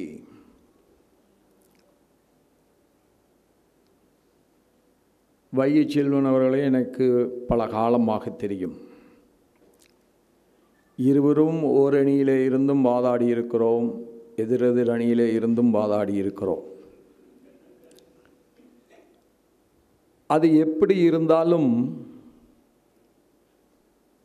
ஒரு மனிதன் தன்னுடைய பண்பாட்டிலிருந்து குறைந்துவிடக்கூடாது என்பதற்கு ஒரு எடுத்துக்காட்டு என்று சொன்னால் அது வைகை செல்வன் அவர்கள்தான்.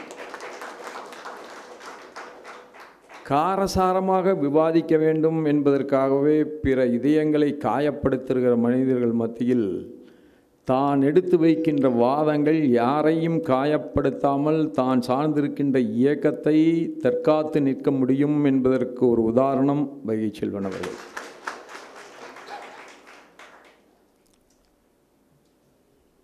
என்னை பொறுத்தளவில் ஆழமாக சிந்திப்பது கூட எளிது, அதை வார்த்தைகளாக கொண்டு வந்து எழுதுவது என்பது கடினம் என்று நினைக்கின்றவர்.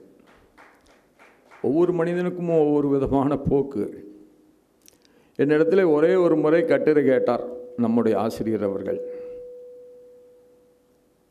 என்னுடைய சக பாராளுமன்ற உறுப்பினர்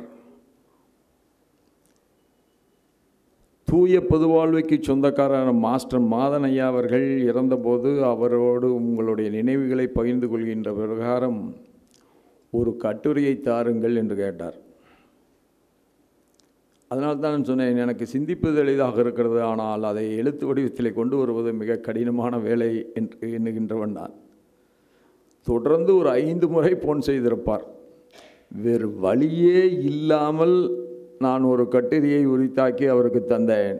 அப்பொழுதுதான் புரிந்தது, ஒரு நூற்றாண்டின் தவத்தை எழுதுவதற்கு வைகை செல்வன் அவர்கள் எத்துணை பிரயச்சித்தத்தை மேற்கொண்டிருப்பார் என்பதை என்னால் புரிந்து கொள்ள முடிந்தது. இது ஒன்றை பற்றி மட்டுமல்ல, ஏதோ அரசியல் என்று சொன்னால் அவர் போகிற போக்கிலே அவருக்கு தோன்றுகின்ற அரசியல் சிந்தனையை எல்லாம் எழுத்து வடிவத்தில் கொண்டு வந்ததல்ல. இதில் எல்லாம் இருக்கிறது. வரலாறு இருக்கிறது, ஆன்மீகம் இருக்கிறது. வள்ளலாரை பற்றி அவர் எழுதியவையெல்லாம் காலத்தை கடந்து நிற்பவை. எத்தனையோ தமிழ் பேச்சறிஞர்களை நாம் பார்த்திருக்கிறோம். கடந்த காலத்தில் கிருபானந்த வாரியார் அவர்கள் இருந்தார்கள், புலவர் கீரன் அவர்கள் இருந்தார்கள், அண்ணா அவர்கள் இருந்தார்கள், தலைவர் கலைஞர் அவர்கள் இருந்தார்கள், குமரியானந்தன் அவர்கள் இருந்தார்கள். இப்படி எத்தனையோ பேச்சாற்றல் மிக்க தமிழறிஞர்களை பார்த்திருக்கிறோம். அடுத்த தலைமுறையில் வருகின்றவராக நம்முடைய அருமை சகோதரர் வைகை செல்வன் அவர்கள் இருக்கிறார். இந்த தலைமுறையில் நான் வியந்து பார்க்கின்ற பேச்சாளர்களில், சொல்லாற்றலில் மிக்கவர்களில் தமிழருவி மணியனை பார்க்கிறேன். திராவிட முன்னேற்றக் கழகத்திலே இன்றைக்கு இருக்கின்ற வழக்கறிஞர் சபாபதி அவர்களை பார்க்கிறேன். அனைத்திந்திய அண்ணா திராவிட முன்னேற்றக் கழகத்திலே இருக்கின்ற வைகை செல்வன் அவர்களை பார்க்கிறேன்.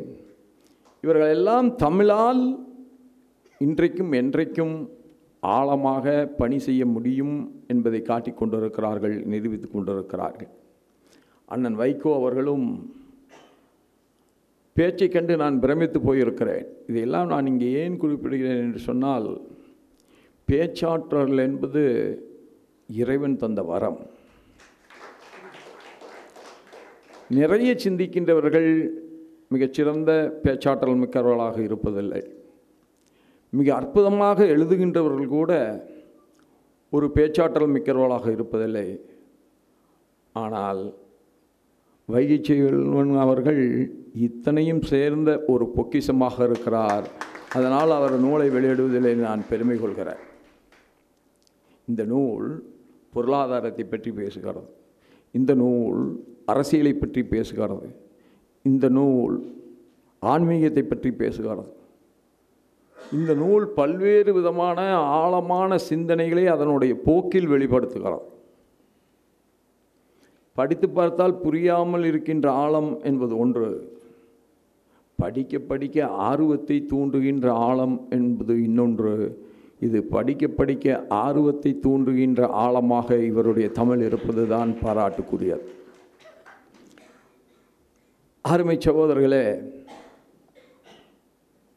இங்கே பேசுகிற போது சொன்னார்கள்,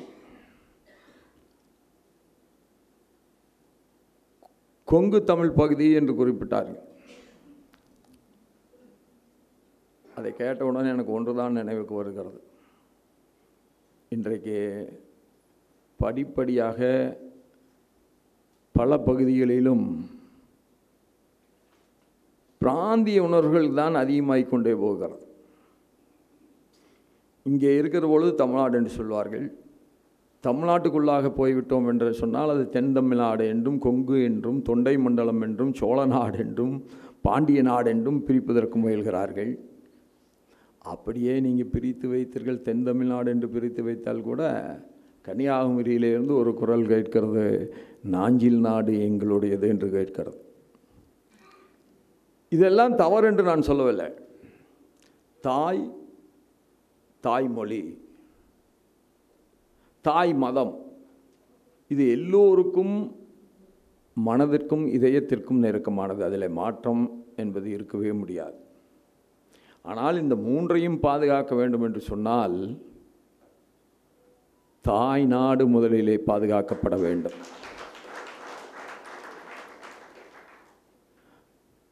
வந்தார்கள், வென்றார்கள், கொன்றார்கள் என்கின்ற சரித்திரத்தை பார்த்துத்தான் வந்தார்கள், வென்றார்கள் என்பதோடு காத்து நின்றார்கள் என்பதையும் பறைசாற்ற வேண்டும் என்பதுதான் சத்ரபதி சிவாஜி மகாராஜினுடைய மகத்தான சிந்தனையாக இருந்தது. மராட்டியர்கள் தமிழ் மண்ணை வென்றார்கள், ஆனால் தமிழை காத்து நின்றார்கள். இது இங்கே இருக்கிற மராட்டியர்களிலே எத்தனை பேருக்கு தெரியும் என்று தெரியவில்லை. இதைவிட துரதிர்ஷ்டம் தமிழகத்திலே இருக்கின்ற தமிழர்களுக்கு கூட அது புரியவில்லை. சிவாஜி மகாராஜ் அவர்கள் மராட்டியர்கள் சாம்ராஜ்யத்தினுடைய ஒரு பகுதியாகத்தான் செஞ்சிக்கோட்டையும், வேலூர் கோட்டையும், தஞ்சை அரண்மனையும் இருந்தது. இன்றைக்கு சரஸ்வதி மகால் என்று ஒன்று உருவாக்கப்படாமல் இருந்திருக்கும் என்று சொன்னால் பல அரிய தமிழ் பொக்கிஷங்கள் கரையானுக்கு இரையாகி போயிருக்கும். ஒரு கலாச்சாரத்தை பேணி காக்க வேண்டும் என்று சொன்னால் ஆள்கின்றவர்களுக்கு அந்த கலாச்சாரத்தின் மீது ஆழமான பிடிப்பு இருக்க வேண்டும்.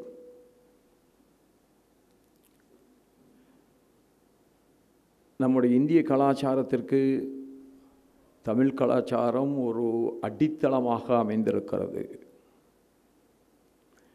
வாழ்வியலை வாழ்வதற்காக படைத்தவர்கள் தான் நாம். ஆனால் இன்றைக்கு மேற்கத்திய பொருளாதார சிந்தனைகள் நம்மிடையே புகுந்துவிட்ட காரணத்தால் life is not a living but life is running என்கின்ற சூழலுக்கு நாம் தள்ளப்பட்டிருக்கிறோம். மனிதன் எதற்காக சம்பாதிக்கிறான் என்று தெரியாமலேயே சம்பாதிப்பதற்கு ஓடிக்கொண்டிருக்கின்ற சூழலை நாம் பார்க்கிறோம். சம்பாதிப்பதே எதற்கு என்று கேட்டால் மகிழ்வோடு இருப்பதற்கு மட்டும்தான். அதற்கு மேல் அதற்கு என்ன அவசியம் இருக்கிறது? ஓடிக்கொண்டே இருப்போம் அப்படி என்று சொன்னால் வாழ்க்கையில் வாழ்வியலை வாழ்வதற்கு எப்பொழுது நாம் தயாராக போகிறோம்? நான் சம்பாதிக்க வேண்டாம் என்று சொல்லவில்லை, உழைக்க வேண்டாம் என்று சொல்லவில்லை, ஓட வேண்டாம் என்று சொல்லவில்லை. எல்லாவற்றிற்கும் ஒரு அத்தியாவசியமான சிந்தனை என்று ஒரு அடிப்படையிலே இருக்க வேண்டும். அந்த சிந்தனை நாம் செய்வதெல்லாம் நாம் மகிழ்வோடு இருப்பதற்குத்தான். குடும்பத்தின் மீது அக்கறை கொண்டிருக்கிற மனிதர்களால் தான் ஒரு சமூகத்தின் மீதும் அக்கறை கொள்ள முடியும். நாம் உழைக்கின்ற பொழுது, வாழ்கின்ற பொழுதும் நமக்காக வாழ்வது என்பது தவறு என்று நான் கருதவில்லை. நமக்காக நாம் வாழ்கின்ற பொழுது நாம் நம்மை தற்காத்துக் கொள்கிறோம். ஆனால் நமக்காக மட்டும்தான் வாழ்வது தவறு என்று நான் கருதுகிறேன். நமக்காக வாழ்கின்ற பொழுது பிறருக்காகவும் வாழ்கின்ற ஒரு சிந்தனையை நாம் மனதிலே கொள்ள வேண்டும். அப்பொழுதுதான் எந்த ஒரு மனிதனும் தன்னுடைய சுயமுயற்சியால் மட்டுமே வளர்வதில்லை. சமுதாயம் அவனுக்கு கண்ணுக்கு தெரியாமல் பல வாய்ப்புகளை உருவாக்கி தருகிறது. அந்த சமுதாயத்திற்கும் நன்றியுடையவனாக நாம் இருக்க வேண்டும். எப்படி நம்முடைய குடும்பத்திற்கு நாம் நன்றியுடையவனாக இருக்கிறோமோ அதுபோல் நம்முடைய சமுதாயத்திற்கும் தேசத்திற்கும் நம்முடைய தாய்மொழி உணர்வுகளுக்கும் நாம் நன்றியுடையவனாக இருக்க வேண்டும். அந்த எல்லா வகையிலும் தன்னுடைய சிந்தனைகளை வெளிப்படுத்துகின்ற ஒரு பேராற்றல் நம்முடைய அருமை சகோதரர் வைகை செல்வன் அவர்களிடத்தில் இருக்கிறது என்பதை இந்த நூல் மூலமாக நாம் உணர்கிறோம். 3 பெரிய பத்திரிகைகள், தினமணி, தினமலர், இந்து தமிழ் திசை, அத்துணையிலும் இவருடைய கட்டுரைகள் வந்திருக்கிறது. நான் இதை ஏன் இங்கே குறிப்பிடுகிறேன் என்று சொன்னால், தொடர்ந்து படிக்கிறவர்கள் மத்தியில் ஒரு மனதில் ஒரு தாக்கத்தை ஏற்படுத்தாமல் எல்லா பத்திரிகையிலும் தொடர்ந்து ஆதரிப்பது என்பது நடைமுறையிலே சாத்தியமில்லை. ஒன்றை படிக்கிறோம் என்று சொன்னால் அது ஏதாவது ஒரு தாக்கத்தை நம் மனதின் ஒரு ஓரத்திலாவது ஏற்படுத்த வேண்டும். அது ஆன்மீகமாக இருந்தாலும், பொருளாதாரமாக இருந்தாலும், அரசியல் எண்ணோட்டமாக இருந்தாலும், அல்லது அது எதை பற்றி இதாக இருந்தாலும் அது ஒரு தாக்கத்தை நம்முடைய மனதின் ஓரத்திலே உண்டாக்க வேண்டும். நிச்சயமாக வைகை செல்வன் அவர்களுடைய என்ன கருத்துக்கள் எல்லோருடைய மனதிலும் ஒரு சிறிய உணர்வை நிச்சயமாக உண்டாக்கும், ஒரு தாக்கத்தை உண்டாக்குகின்ற வலிமையுடையது. நான் அவர்கிட்ட கேட்டேன், தமிழ் என்று சொன்னாலே திமுகவிலே தானே இருப்பார்கள், நீங்கள் ஏன் மாற்று இயக்கத்திலே இருக்கிறீர்கள் என்று. அதுக்கு அவர் சொன்னார், நான் 2 தமிழ் ஆளுமைகளால் ஆளப்பட்டவன். ஒருவர் நாவலர் நெடுஞ்செழியன் அவர்கள், இன்னொருவர் அருமை அண்ணன் காளிமுத்து அவர்கள். அது பேசிக்கொண்டிருக்கும்போது நான் அரசியல் பேச விரும்பவில்லை, இருந்தாலும் ஒரு சொல் வன்மை என்பது எவ்வளவு சக்தி மிக்கது என்பதை உடனடியாக நான் அவரிடத்தில் பங்கு கொண்டேன். ஒரு இயக்கத்தை குழி தோண்டி புதைப்பதற்கு அண்ணன் காளிமுத்து அவர்கள் முடிவெடுத்தார்கள். 2 வரிகள் தான் சொன்னார்கள். கருவாடு மீனாகாது என்றார்கள், கறந்தவால் மடிபுகாது என்றார்கள். இன்றைக்கு வரைக்கும் அந்த இயக்கம் தமிழகத்தில் வேரூன்றுவதற்கு தத்தளித்து கொண்டே இருக்கிறது. பிறர் துணையின்றி நடக்க முடியாத அளவிற்கு அந்த 2 வரிகள் மக்களுடைய மனதில் ஆழமாக பதிந்துவிட்டது. சொல்வன்மை இருக்கிறதே, எதையும் சரித்துவிடும். காமராஜன் என்ற மாமனிதனுடைய சாதனைகளை கூட அது சரித்து விடும் என்று சொன்னால் அந்த சொல்வன்மைக்கு நிகர் வேறு எதுவும் இல்லை. பல பேர் நினைக்கின்றார்கள் காமராஜனுடைய சாதனைக்கு முன் ஏன் அவர்களை தோற்கடித்தார்கள். நானும் கூட இதே கேள்வி எனக்கு நீண்ட நெடிய நாட்களின் மனதில் இருந்து கொண்டே இருக்கும். காளிமுத்தண்ணன் அவர்களுடைய பேச்சை கேட்ட பின்புதான் புரிந்தது, சொல்வதை சொல்கின்ற விதத்தில் பதிகின்ற விதமாக சொல்லிவிட்டால் அது பொய்யாக இருந்தாலும் மெய்யாக இருந்தாலும் அதுதான் மனதிலே இருக்கும். எல்லோருக்கும் நேரம் இருப்பதில்லை சிந்திப்பதற்கும், சொல்வது சரியாக இருக்கிறதா என்று எடை தூக்கி பார்ப்பதற்கும் எல்லோருக்கும் நேரம் இருப்பதில்லை. எது மனதிலே பதிகிறதோ அதுவே உண்மையாகிவிடுகிறது. ஆனால் நான் இதுவரை பார்த்ததில் வைகை செல்வன் அவர்கள் ஒருபோதும் பொய்யை மெய்யாக்கி காட்டுவதற்கு முயலாத ஒரு தமிழறிஞர் என்பதுதான் மகத்தானது. அந்த விதத்தில் வைகை செல்வன் அவர்கள் குருவை மிஞ்சிய சிஷியனாக மென்மையை கடைப்பிடிக்கிறார், பண்பாட்டை கடைப்பிடிக்கிறார், கலாச்சாரத்தின் மீது, தமிழ் கலாச்சாரத்தின் மீது ஆழ்ந்த பிடிப்பும் பற்றும் கொண்டவராக இருக்கிறார். அரசியலிலே வெற்றி பெற வேண்டும் என்பதற்காக பேசுவதற்காக பேசுவதை நான் இதுவரை கேட்டதில்லை. அடுத்த தலைமுறையை பற்றி சிந்திக்கின்றவன் ஸ்டேட்ஸ்மேன் என்று சொல்வார்கள். அடுத்த தேர்தலை பற்றி சிந்திக்கின்றவன் ஒரு பொலிட்டிக்கல் லீடர் என்று சொல்வார்கள். அடுத்த தேர்தலிலே வெற்றி பெற வேண்டும் என்பதுதான் நமக்கு நோக்கமாக இருந்தால் நம்முடைய சமுதாயம் உலக சமுதாயங்களில் உயர்ந்த சமுதாயமாக மாற முடியாது. அந்த வேள்வியான சிந்தனையை எத்தனை அரசியல் தலைவர்கள் மனதிலே கொண்டிருக்கிறார்கள் என்று எண்ணி பார்த்தால் விரல் விட்டு எண்ணக்கூடிய வகையிலே தானே இருக்கும். அந்த வகையில் ஒருவராக நம்முடைய அருமை சகோதரர் வைகை செல்வனை நான் பார்க்கிறேன். அப்படி அவருடைய எழுத்தாற்றலை, அவருடைய சொல்லாற்றலை, அவருடைய உயர்ந்த சிந்தனைகளை ஒரு வடிவமாக்கி இன்றைக்கு அருமையான தலைப்பில் ஒரு நூற்றாண்டினுடைய தவம், எந்த நல்லதும் மகத்தானதும் நடைபெற வேண்டும் என்று சொன்னால் ஒரு நூற்றாண்டல்ல பல நூற்றாண்டுகள் தவம் இருக்க வேண்டும்.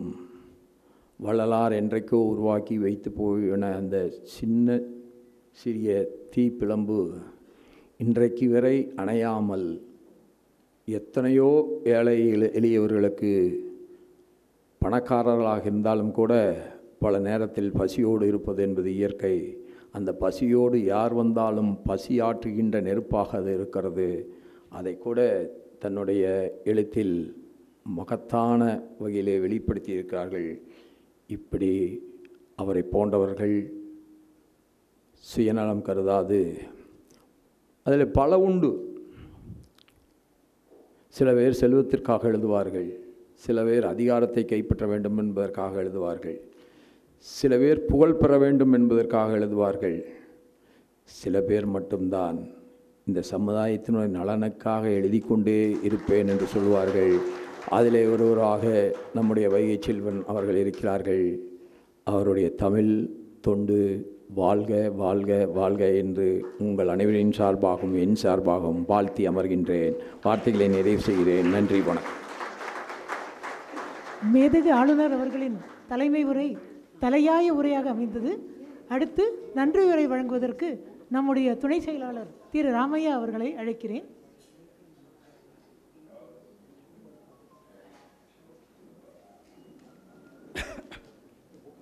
ஹலோ, அனைவருக்கும் வணக்கம்.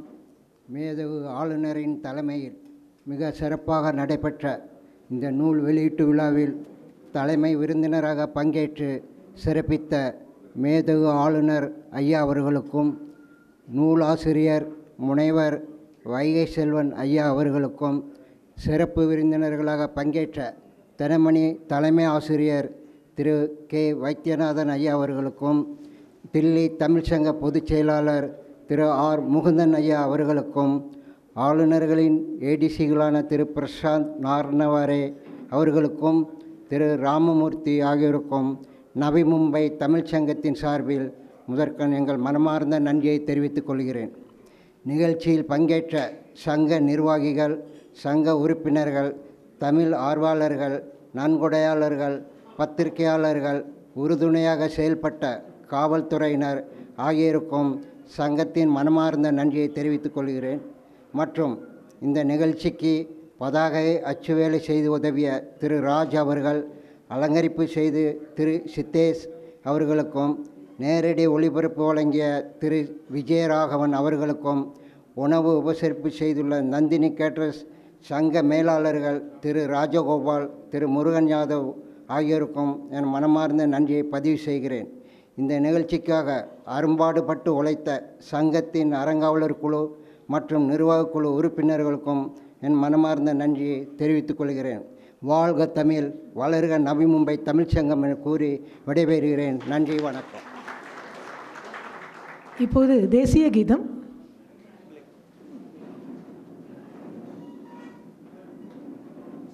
जनगणमन अधिनायक जय हे भारत भाग्य विधाता, पंजाब सिंध गुजरात मराठा द्राविड उत्कल बंगा, विंध्य हिमाचल यमुना गंगा उच्चल जलधि तरंगा, तव शुभ नामे जागे, तव शुभ आशीष मांगे, गाहे तव जय गाथा।